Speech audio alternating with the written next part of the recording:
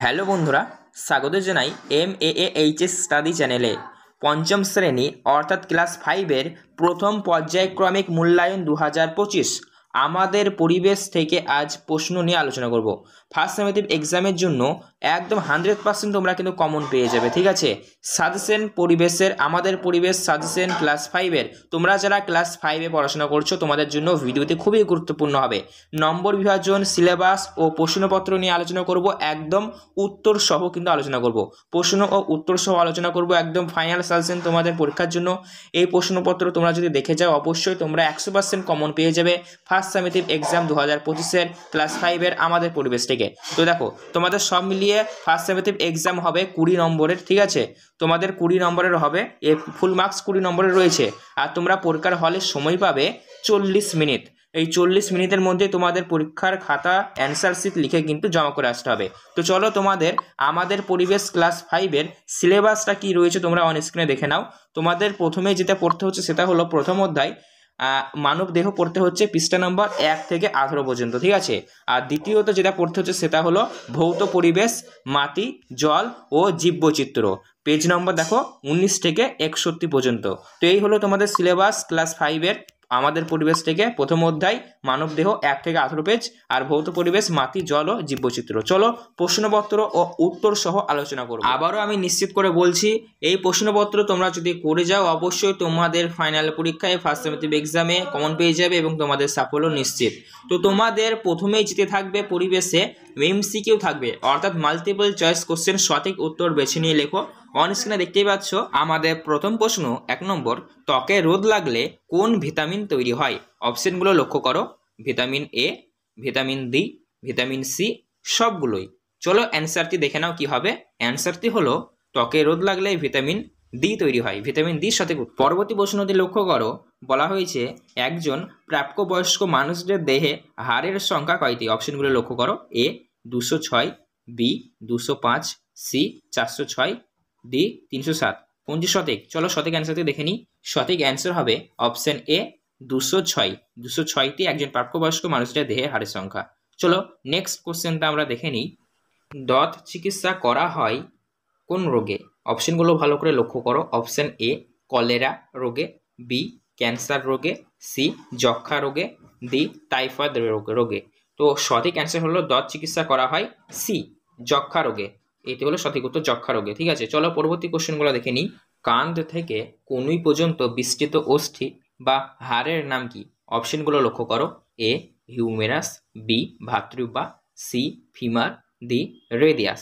তো কান থেকে কনুই পর্যন্ত বিস্তৃত হাড়ের নাম হলো, সঠিক অ্যান্সারটি হবে অপশন এ হিউমেরাস। চলো পরবর্তী প্রশ্নটা দেখে নিই। মাটির অস্বাভাবিক উপাদান কোনটি? অপশনগুলো ভালো করে লক্ষ্য করো। অপশন এ গোবর, অপশন বি পেন্সিলের শীষ, অপশন সি পচা পাতা, আর অপশন ডি কোনোটিই নয়। তো মাটির অস্বাভাবিক উপাদান এগুলির মধ্যে যেতে হবে, অ্যান্সার সঠিক অ্যান্সার হলো অপশন বি পেন্সিলের শীষ। চলো পরবর্তী আমরা দেখে নিই প্রশ্ন কি রয়েছে। শূন্যস্থান পূরণ করো রয়েছে। তো শূন্যস্থান পূরণ তোমাদের প্রথমেই যদি দিয়েছে সেটি হলো আমাদের শরীরের বর্ম হলো ড্যাশ। তো আমাদের শরীরের বর্ম হলো, কোন অ্যান্সারটি হবে? অ্যান্সারটি হবে চামড়া, চামড়া বা স্কিন। তো পরবর্তী দেখো শূন্যস্থান রয়েছে একটি অমেরুদণ্ডী প্রাণী হলো ড্যাশ। তো একটি অমেরুদণ্ডী প্রাণী হবে তোমার কেঁচো হবে, চিংড়ি হবে, শামুক হবে, এরকম হবে। তোমরা এগুলো লিখতে পারো, কেঁচো লিখতে পারো, ঠিক আছে। চলো পরবর্তী শূন্যস্থানটি আমরা দেখে নিই। কোমর থেকে হাঁটু পর্যন্ত হাড়কে ড্যাশ বলে। তো কোমর থেকে হাঁটু পর্যন্ত হাড়কে বলে ফিমার, সঠিক উত্তরটি হবে ফিমার। নেক্সট দেখো, শরীরের রক্ত হওয়ার জন্য খাওয়া হয় ড্যাশ। তো শরীরে রক্ত হওয়ার জন্য খাওয়া হয় কুলেখাড়া, সঠিক অ্যান্সার কুলেখাড়া। চলো এবার আমরা দেখে নেব 1 নম্বরের প্রশ্ন যেগুলি আছে সেগুলি। প্রথম প্রশ্ন দেখে নাও, অস্থিসন্ধি কাকে বলে? অ্যান্সার হবে দুটি হাড় বা অস্থি যেখানে একে অপরের সঙ্গে যুক্ত হয় তাকেই অস্থিসন্ধি বলে। 2 নম্বর প্রশ্ন দেখো, বলা হয়েছে বয়স বাড়লে চুল সাদা হয় কেন? অ্যান্সারটি দেখো, বয়স বাড়লে চুল সাদা হয় কারণ শরীরে মেলানিনের পরিমাণ কমে যায়। মেলানিনের পরিমাণ কমে গেলে চুল সাদা হয়ে যায়। 3 নম্বর প্রশ্ন দেখো, বলা হয়েছে লিগামেন্ট কি? অ্যান্সারটি লক্ষ্য করো, লিগামেন্ট হলো এক প্রকারের টিস্যু যা হাড়কে হাড়ের সাথে সংযুক্ত করে। চলো পরবর্তী 4 নম্বর প্রশ্নটা দেখে নিই। বলেছে দেখো, হৃৎপিণ্ডের কাজ কি? অ্যান্সারটি লক্ষ্য করো। হৃৎপিণ্ডের কাজ হলো শরীরে রক্ত সঞ্চালন ঘটানো। পরবর্তী 5 নম্বর প্রশ্ন দেখে নাও। কলকাতার ঢাল কোন দিকে? সঠিক অ্যান্সারটি হবে পূর্ব দিকে। 6 নম্বর প্রশ্নটি দেখো, লেন্স আমাদের কি কাজে লাগে? অ্যান্সারটি হবে লেন্স দিয়ে আমরা সূক্ষ্ম জিনিসকে বড় আকারে দেখতে পাই। পরবর্তী প্রশ্নটি দেখো, বলা হয়েছে একটি রাসায়নিক বিক্রিয়ার উদাহরণ দাও। দেখো বলেছে দুধ থেকে দই তৈরি হওয়া রাসায়নিক বিক্রিয়ার উদাহরণ। ঠিক আছে, দুধ থেকে দই তৈরি হওয়া একটি রাসায়নিক বিক্রিয়ার উদাহরণ। চলো পরবর্তী এবার আমরা 2 নম্বর মানের প্রশ্নগুলা দেখে নেব। দেখো বলেছে রক্তাল্পতার জন্য নখের কি কি পরিবর্তন ঘটতে পারে? অ্যান্সারটি লক্ষ্য করো।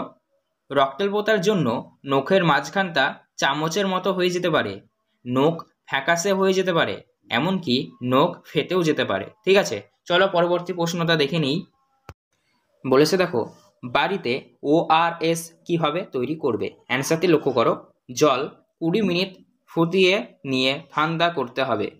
এরপর একটি গ্লাসে সেই জল নিতে হবে এবং 1 চামচ চিনি আর 1 চামচ নুন মিশিয়ে নিলেই ORS তৈরি হয়ে যাবে। ঠিক আছে, চলো পরবর্তী প্রশ্নটা দেখে নিই। যক্ষ্মা রোগের লক্ষণগুলি কি কি? অ্যান্সারটি দেখো কি হবে।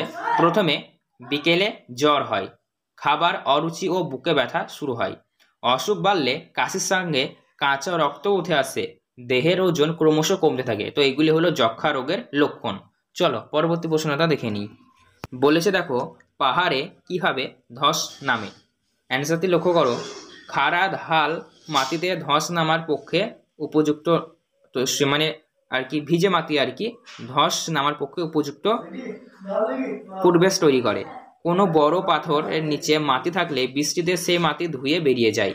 এর ফলে ওই পাথরের নিচে যেহেতু কোনো থাকে না, তাই পাথরটা ও সজোরে নিচে নেমে আসে। সেই সঙ্গে আরও কিছু গাছ পাথরের নিচে নেমে আসে, এইভাবে ধস সৃষ্টি করে। এছাড়াও ভূমিকম্পের ফলে মাটি পাথরের উপর নেমে এসে ধসের সৃষ্টি করে। চলো পরবর্তী প্রশ্নটা দেখে নিই। বলেছে দেখো, রক্তের কাজ কি? তো অ্যান্সারটি লক্ষ্য করবে। রক্তের কাজ সারা শরীরে অক্সিজেন ও শরীরের প্রয়োজনীয় পুষ্টি পৌঁছে দেয় রক্ত। তার পাশাপাশি শরীরে কোনো জীবাণু বাসা বাঁধলে আমরা যেই ঔষধ খাই তার নির্দিষ্ট জায়গায় পৌঁছে দেয় এই রক্ত।